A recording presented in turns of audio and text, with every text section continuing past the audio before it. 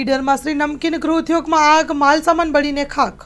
ઈડરમાં એક ગૃહ ઉદ્યોગ સંસ્થામાં અચાનક આગ લાગી જતા અફરાતફરીનો માહોલ સર્જાયો હતો। આ આગની ઘટના શ્રી નમકીન નામની પેઢીમાં બની હતી, જ્યાં ખાખરા, ચવાણું સહિત વિવિધ નમકીન વસ્તુઓનું ઉત્પાદન કરવામાં આવતું હતું।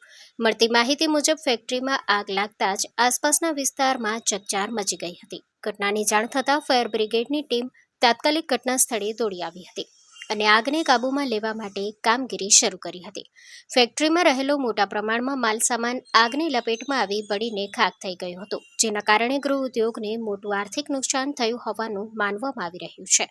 ફાયર ટીમે જહેમત બાદ આગ પર કાબૂ મેળવી લીધો હતો, જેના કારણે આગ વધુ ફેલાતી અટકાવવામાં સફળતા મળી હતી। સદનસીબે આ આગની ઘટનામાં કોઈ જાનહાનિ કે ઈજાના સમાચાર સામે આવ્યા નથી, જે રાહતની બાબત છે।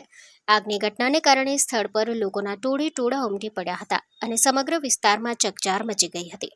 હાલમાં આગ લાગવાના ચોક્કસ કારણ અંગે તપાસ હાથ ધરવામાં આવી રહી છે। Story report by Jitendra Solanki, Sabarkantha.